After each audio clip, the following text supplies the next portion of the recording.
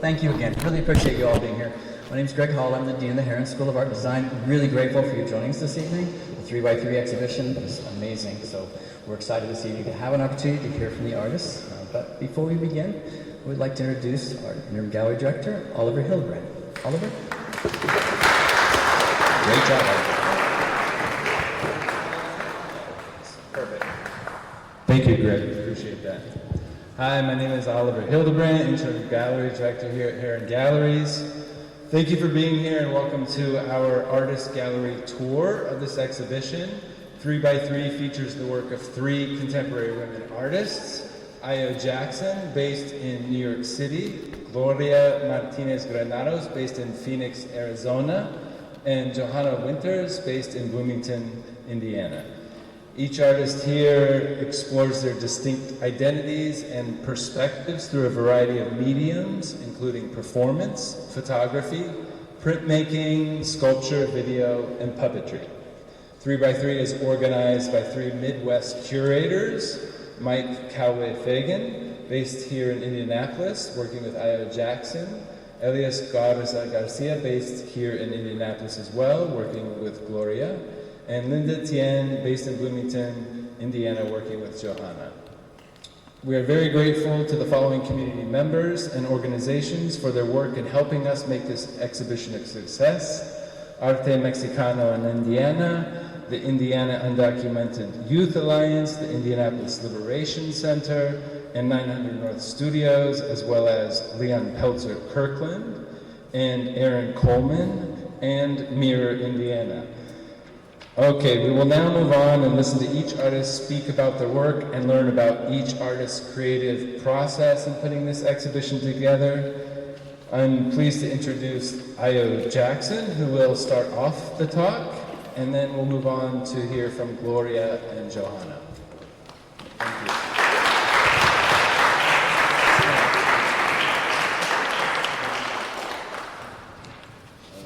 Thank you. Everyone, my name is Ayo Jackson. I would like to start off by thanking Mike, my curator. It has been a multi-year conversation that we've had, and it's been emotional. We've talked about life, we've talked about race, we've talked about gender. And this is a compilation of new work that I've made this year. I'd also like to thank Herron Galleries, Elias, Oliver. I'd like to thank Leon and Aaron Coleman for being my collaborator on this print. I am a former dancer, so as you can see, the room is moving. The room is constantly dancing. You have to be as conscious as a dancer moving around these pieces, because sometimes you don't see it, and I'm asking to be seen.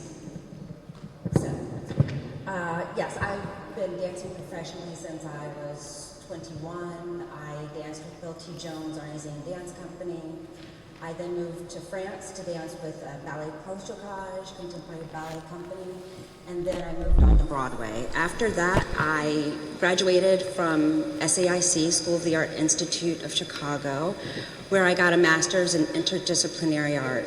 And for me, that was the way that I was able to utilize and take my dancing to and have more themes around it, because I felt like as an artist, I was thinking more in themes rather than a focused technique or a focused medium. I wanted to talk about race, and I wanted to talk about gender, and I wanted to use humor through this, but I didn't quite know how to make that leap. And with this program, I was able to talk about salvation for the Black image, for the Black psyche, and start talking about ideas around resurrection.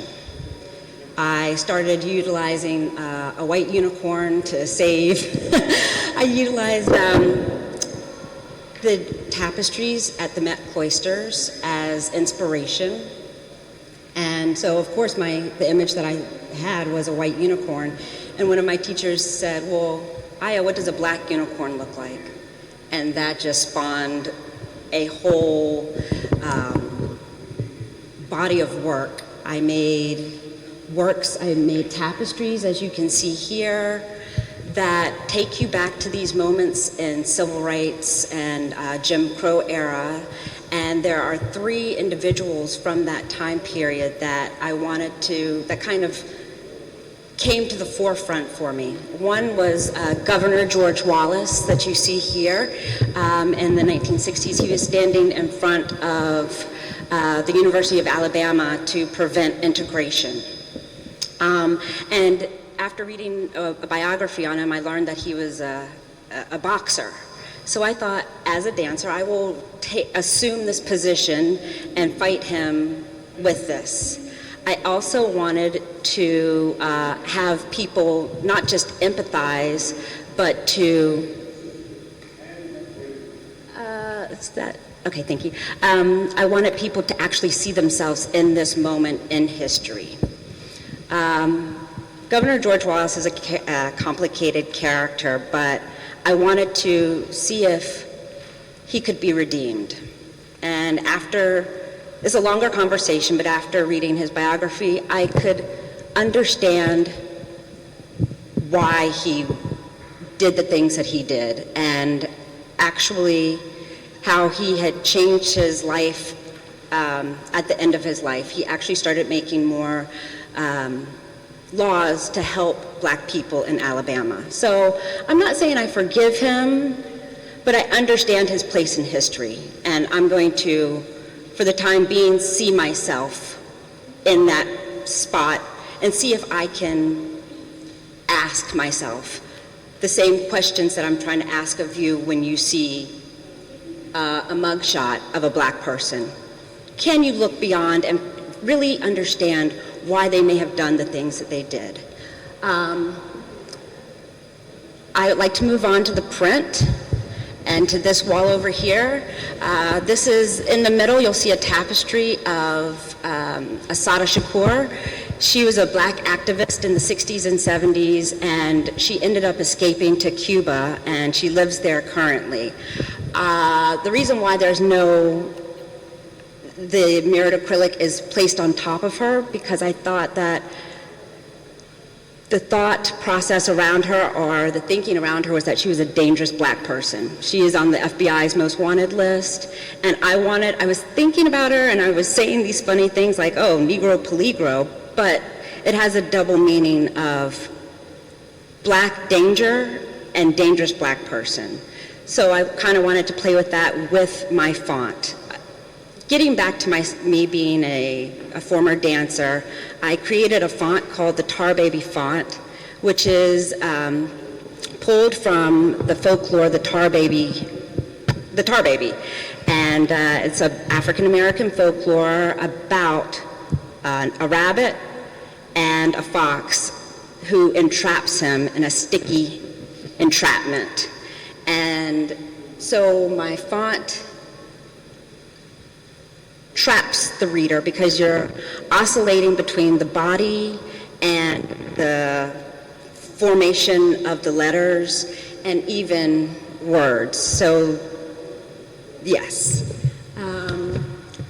That also is used, as you can see, in these prints. So this print is a collaboration by myself and Aaron Coleman. Let me get my notes. You all can also read about each piece in this packet. But looking Diz as innocent as one of your mammy's mockingbirds is a line from the Tar Baby. And I read a biography on George Denny as well. He was a young 14-year-old in South Carolina in 1944 and was accused of murdering 2 young white girls. I wanted to redeem him as well, because I think he did it. He had a sham trial. He was only 14 years old, and there was a lot of, more than racism, I think within racism, there is careerism, and people not willing to help him because they wanted to ascend in the society that made Black people oppressed and white people were able to thrive, so that they didn't want to help him. And so looking Diz as innocent as one of your Mammy's Mockingbirds is about him. I wanted to say that he wasn't just looking just as innocent, he was just as innocent. And so Aaron and I talked about the idea of fugitivity in this print, the idea of Black people being beaten black and blue, the idea that the color indigo being associated with Black people in North Carolina, where I'm from, and that it came over from West Africa. I wanted to make those sort of associations in this print, and I'm really proud of this. I hope that people begin to have a conversation with it and start to see yourself in the work. And beyond it just being about race, can you start to self-reflect about some of these issues, about some of the issues that you might be having personally, and just, yeah. Are there any questions?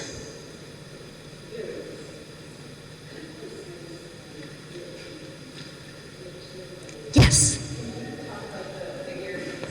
Yes. I think that the work in the center actually helps to center the whole idea of resurrection.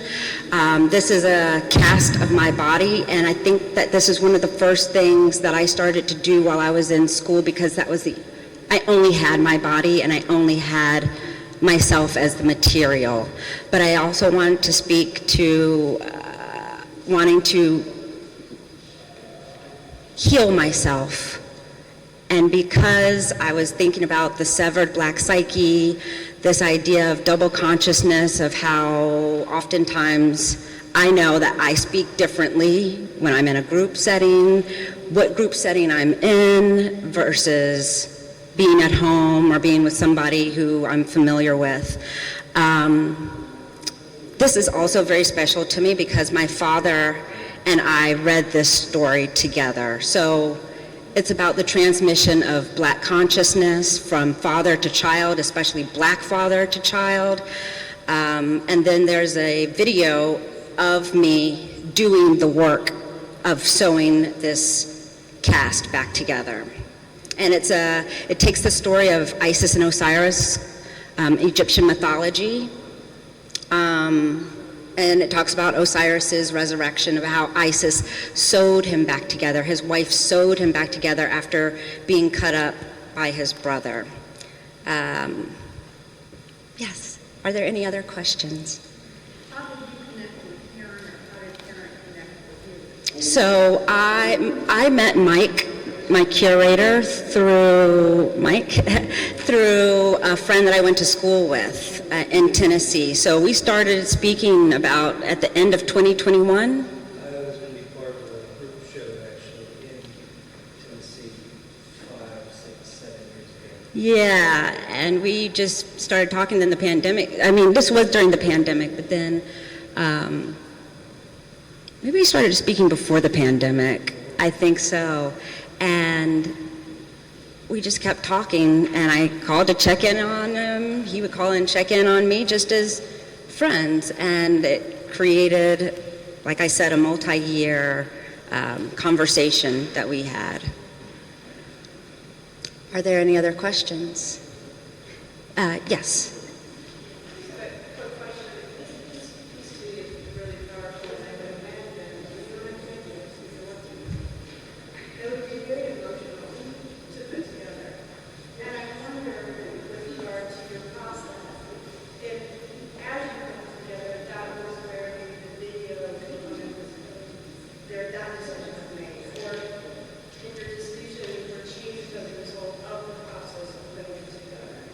I think as I was sewing it back together, the most emotional part is being cast. Because I'm cold, I feel alone, I feel separated even from the caster. The sewing back together makes me feel a little bit more whole. It makes me feel like I'm doing something good. I'm resurrecting, I'm putting back together, I'm healing myself. And even though things might be sutured back together, they will always leave some sort of scab. And especially on Black skin, if I get a scab, I still have marks on my body from when I was 10 years old. Hey, Martha. Are there any other questions? Yes, Mike? What's happening tomorrow evening at 6 o'clock? At 6 o'clock, we are going to be screening at Can my first short film called Tear, Suture, Scab. And yes, it'll be screened at 6 p.m. At Can. Oh, yes, and it's going to have an affiliated drink called the Black Unicorn. And Saturday, there's going to be a talk at Newfields by my partner Leon Pelzer-Kirkland, and that is at 2:30 p.m. at Newfields. He will be giving a talk called Getting Paper. So.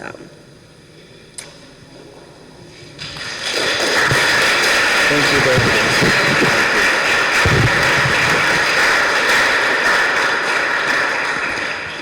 Thank you, Ayo. Now we will continue the gallery tour talk with Gloria. Let's move over into her space of the gallery. Hello.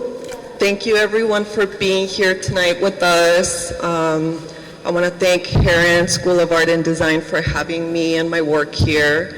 Elias Garza Garcia, thank you so much. It's been a dream to work together. I can't think of a better word to describe the relationship we've built. And I'm just really happy for the community that's here. Thank you for opening that door for me, Elias, to connect with the undocumented immigrant community here in Indiana. I am originally from Guanajuato, Mexico. My name is Gloria Martinez-Granados. I migrated to the United States with my family when I was 8 years old. My work is mostly based around that experience. I can, start talking about my work. I think this piece here is a good one to start with. This one is called Unos sí, otros no. Some yes, some no. So I was in school and I was thinking about how challenging it was to reach that level of education. I come from parents who have no education and third grade education. They're self-taught in writing and math and everything they know to do. So education has always been something that's very valuable to them and important because they didn't have it. So that was the reason why we chose to migrate was my parents wanted to build a better future for me and for my siblings. So I started doing printmaking. When I went to school, I fell in love with printmaking. I love that technique has so many variables. You could literally just put the image a little off register, you could switch the color, and a very small variation can create a really big change in the work that you're doing. So I also have a background with fiber arts. Initially, I wanted fiber arts to be the major that I kind of gravitated towards. But like I said, printmaking just brought out something different out of the work that I was creating. But as I've created more work, it's kind of developed into more. So here you see an example of that. That's sort of this vignette that tells a story about my first coming here. You see this print that's inside. That's my birth certificate, and that's my baby picture there. So it's all of this work is images of me.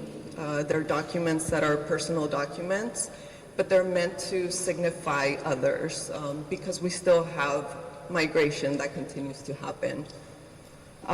This piece here, Social Security, I made this as a continuation of this piece. You see the plastic bags here being used. When you migrate, you literally come with everything that you hold valuable. Documents, whatever change of clothes you have, and you put them in bags to protect them, right, from the terrains that you're about to cross. And one of the first challenges that you come into doing that is that you are going to be considered a criminal. So that criminality is something that continues to extend through the documents. So when you're here, you need to survive, you need to find a job.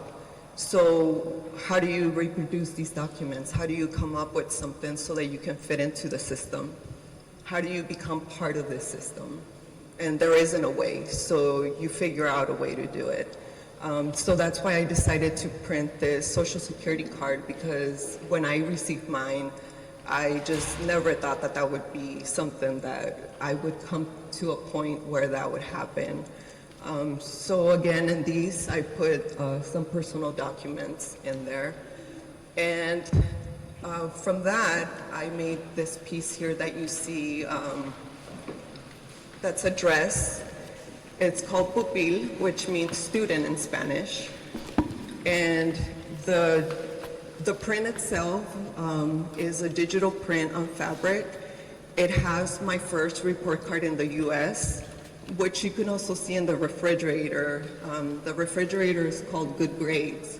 So like I said, my parents were very much, they held a high importance on education. Education was everything to them. So whenever we got straight A's, we got money. And that was the way that my parents compensated us to encourage us to continue with our school. So in this dress, I wanted it to be something that was personalized. And also I wanted it to have this very pristine look. So you see the colors that are like the Mexican colors, but you also see like the American colors mixed in there.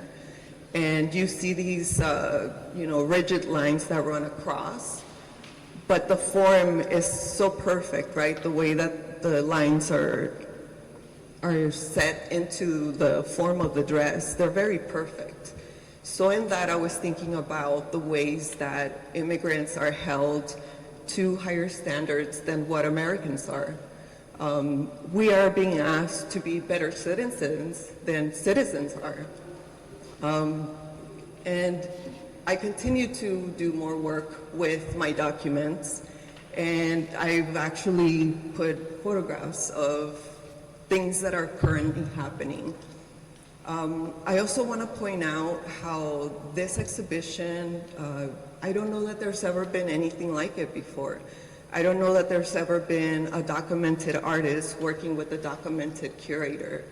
And these two positions hold a lot of privilege. Art is not typically something that people come into because there's a lot of hardships in being able to make a successful career and have support financially and also just support in general. So these certificates, hold on, let me get a drink of water. Sorry, this is my husband. My husband is actually in one of the pictures there. So a lot of the times people ask me, well, you're married to a US citizen, you have a child, why haven't you been able to adjust your status? When we were 18, the law changed. And I had some friends that married people so that they could adjust their status. And I said, no, I'm not gonna get married. I wanna get married for love. I'm only 18. Here we are still married, and we still haven't been able to adjust my status. Because I came here illegally without legal entry, that holds an automatic 10-year ban. So when people say, do it the right way, it's very important that you understand that the right way is not a very clear way, and it's not something that's accessible for everyone. So as I've been part of this system, I have been printing all these documents, and I see how these documents hold a deep level of white supremacy within them, meaning that they hold control over who is allowed and who isn't allowed, who has opportunity, who doesn't have opportunity, who has privilege and who doesn't hold privilege.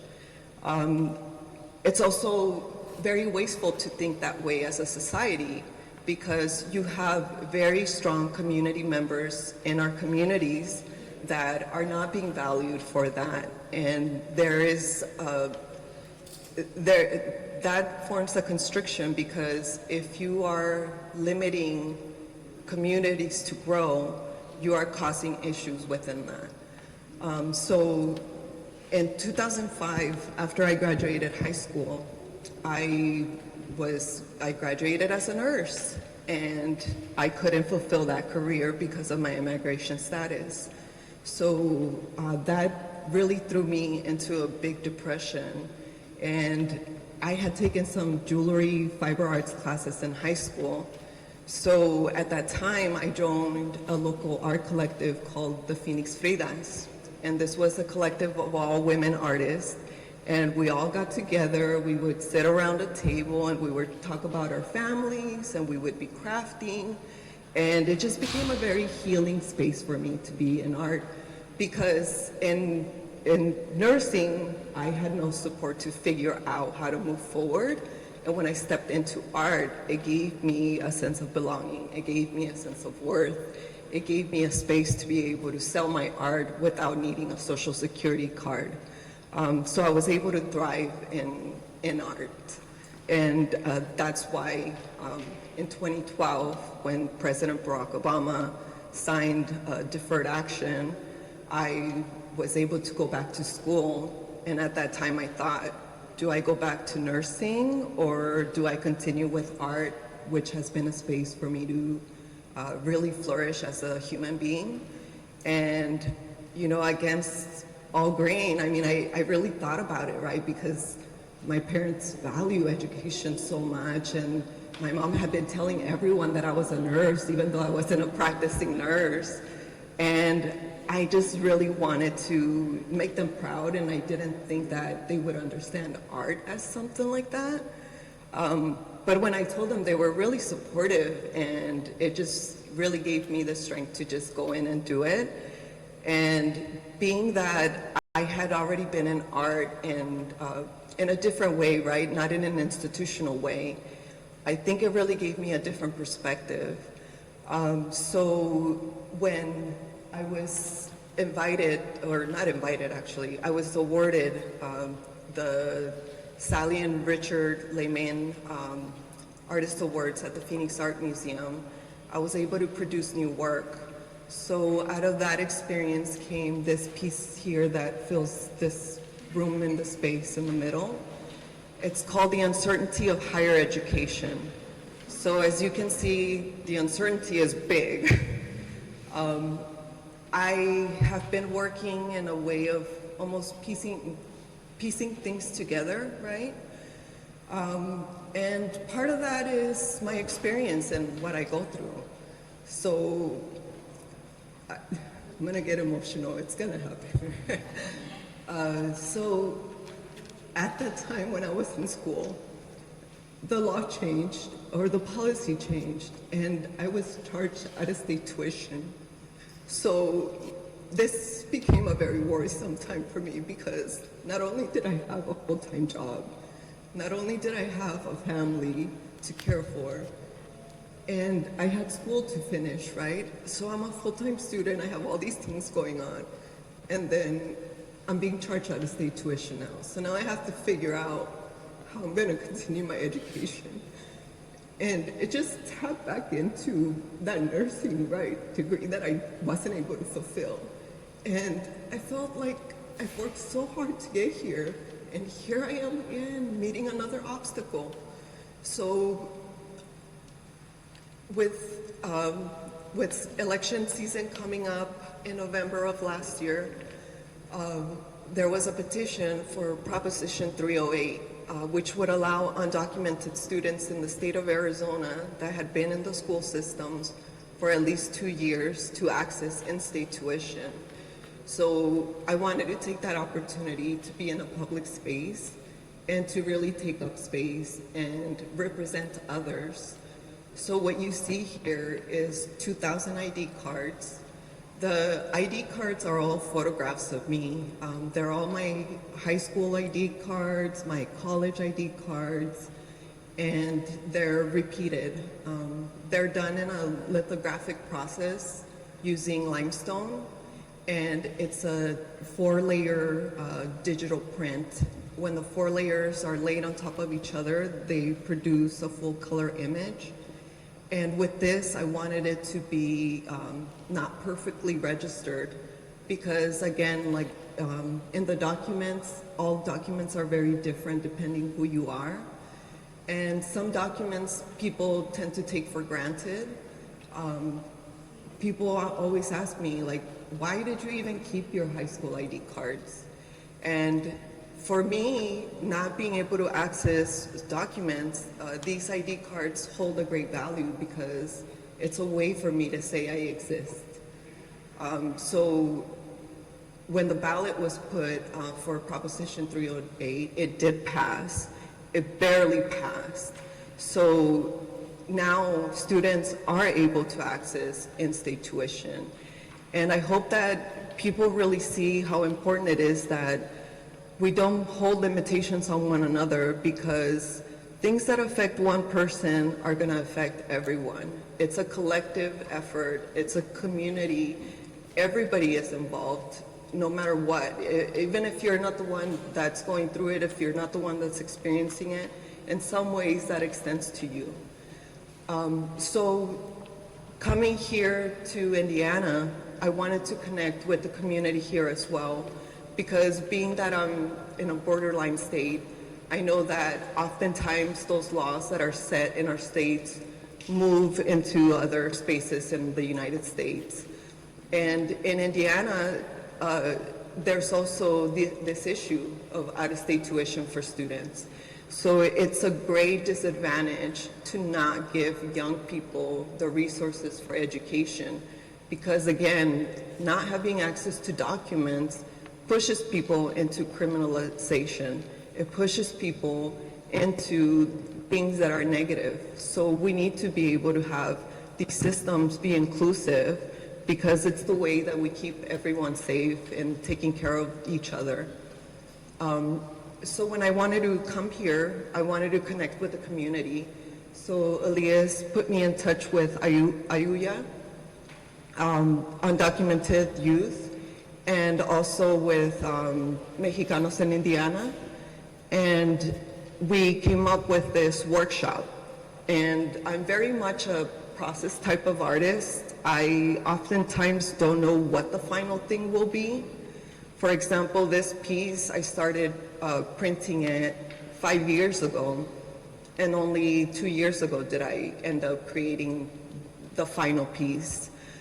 So I wanted to come in with that same openness and creativity with the community. I wanted to come and ask them to reflect on immigration and what that means to them, whether they have a personal story or whether it was a reflection in general. So the screen that you see that's playing a video that's showing the workshop that we had last Friday. And we created these woven pieces. In them, people wrote reflections. And I really appreciate the weaving technique as a storytelling. Not only is it touching us and connecting us to our indigeneity, but it's also a way that the structure sort of shows a little bit of what the person is saying, but then also hides a little bit of it. And I think in storytelling, it's important to give people that space to share what they want, but also have a little bit of privacy in the things that they, want to keep a little private. So the installation that's along the video is all of the pieces. In total, 26 participants made a piece, and then I wove it all together. So it will be up until the exhibition is up, and once the exhibition comes down, we will pull the ribbons off of the piece and return each individual piece back to the person. The last piece that you see is the work authorization cards. It's funny because, as you can see, some of them work, some of them don't. I made this with each one of my work authorization cards that I have renewed as a documented person. With DACA, you have to renew your status every 2 years. So every 2 years, the uncertainty is heavy. It's, dealing with the government again, having that uncertainty of what will happen, making sure that every single letter, every single number on that application is correct so that nothing goes wrong.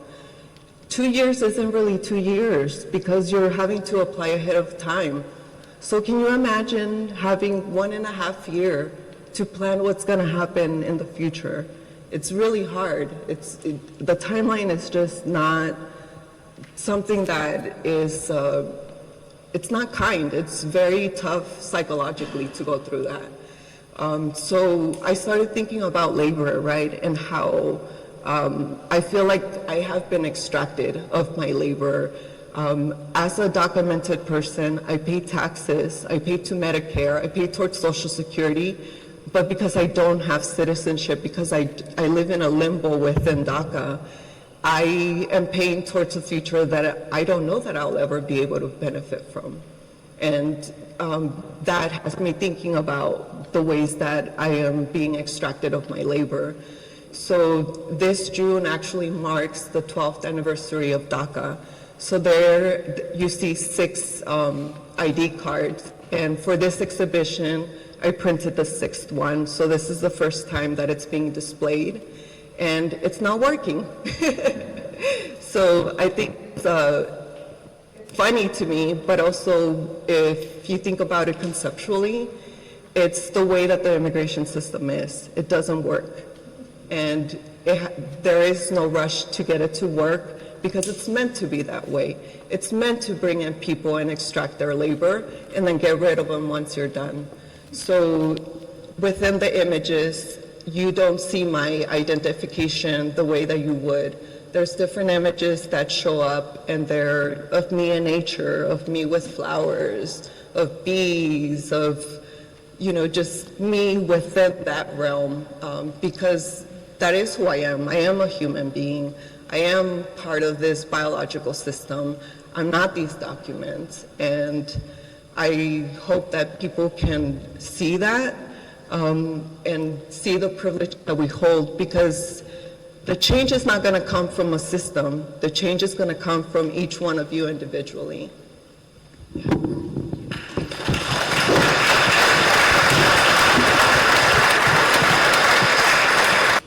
Does anyone have a question?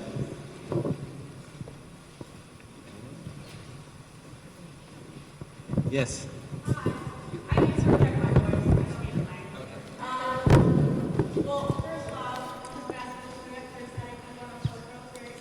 Thank you so much for being here with us. As someone who shares a similar experience, I'm very grateful to see art that represents my experience. It's the first time in a while. También soy chillona, so I'm also a crybaby. But this definitely means a lot to me and to the art community here. Thank you. Yeah, it's been a heartwarming experience to be here in community. Es algo que tengo yo en mi comunidad en Arizona. Yo tengo a mi gente es la razón por la que estoy aquí, y me da mucho, mucho placer que mi gente se está enseñando también aquí. Back in Arizona, my people are the ones that have gotten me here. I'm here because of the Chicano artists that have opened up a way for me to be in this art space. I'm creating, contemporary art that is very atypical for an undocumented person. Like I said, I don't know that there has ever been an exhibition where a documented artist is working with a documented curator. And I think, las opresiones nos ponen unas barreras, pero nosotros siempre sabemos cómo sobresalir. Oppressions will always put barriers on us, but we always know how to stick together and help each other out. Any other questions? Preguntas?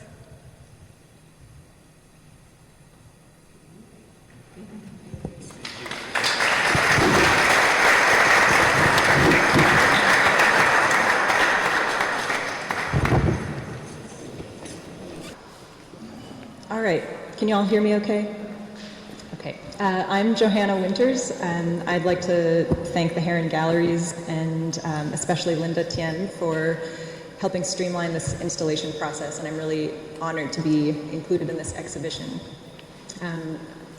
Briefly, my background is in printmaking. That was sort of my first love of being in a studio space, but in graduate school, I was interested in making work that was more, where something was more at stake.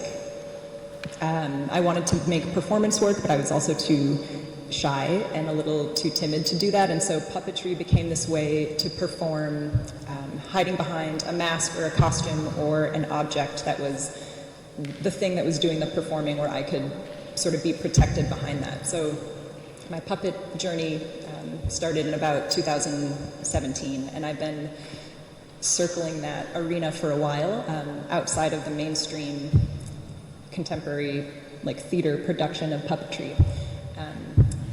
I think it makes the most sense to start with this protagonist that is featured in the video back here.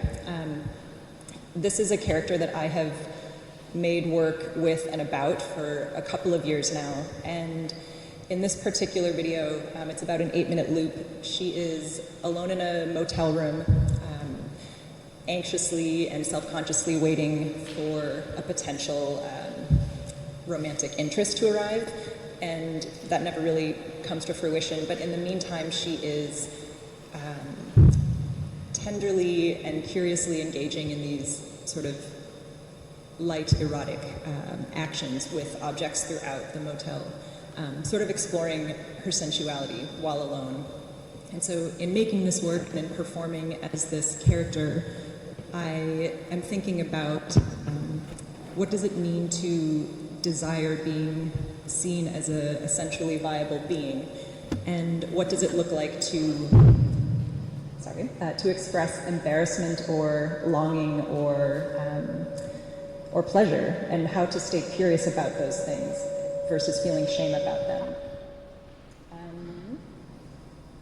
I think that the video, for me, watching it, it's a little uncomfortable, it's a little embarrassing, to use that word again, but those are things that I find compelling, and that when I'm performing as this character, I feel those things in the puppet costume. So I think it's okay to feel those things if you feel so inclined. And if you're also finding things funny, that also makes sense to me too. There's a bit of pity and a bit of humor and delight in how she navigates these solitary spaces. And in terms of the other objects and images in the space, they all are referencing this character, particularly the bodice and the mask. I'm really curious about the way that these particular objects are so vacant without a body animating them. They are sculptures, but they also feel very empty to me. So as someone who has spent time in them, I don't know, I have a different relationship to them than someone approaching them for the first time. And the prints on the wall, there's five collagraphs. They all look very similar, but they're actually individually one-of-a-kind prints. There's not an edition of any of them. And I think of those as sort of self-portraits of this character. And if you've had a chance to look at the titles in the show, you will notice that the spelling is a little bit awkward. And I was thinking about an invented phonetic language of this protagonist character and what her voice would sound like if she had a spoken voice. So when you approach the work and look at the title, there's sort of a forced slowing down of comprehension. There's a delay in understanding what the words say, but they are words that one might know. So I think that stumbling awkwardness is something that this character experiences as she moves through the world. I think that is about what I wanted to say about this show. I can wrap up there. I know that was quite brief, but if you have any questions, I'm happy to answer them, or just enjoy the rest of the work throughout the galleries. Mike.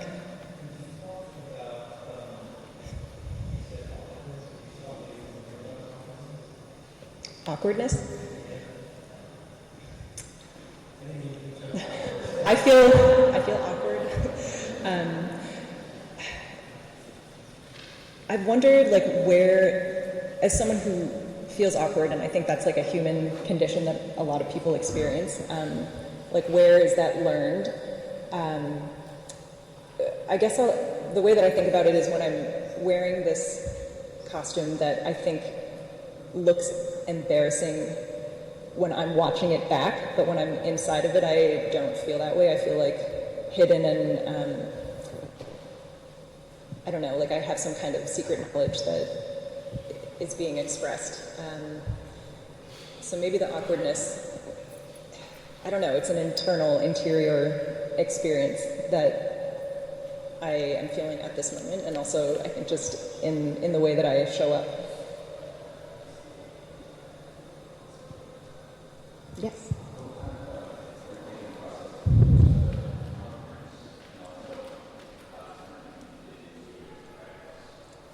The prints were made with crumpled newsprint that were relief rolled and then offset print onto another piece of newsprint that I cut out and sheen collated or glued onto the larger piece of white paper. I think of them as sort of like profiles, even though you might not know which direction they're looking, but it's essentially two chunks that went through the press. The head was the offset newsprint crumple, and the bust is, it was a piece of, for the plate, essentially, I used a manila folder paper that I cut out and rolled up with ink and used string to make those little resist breasts.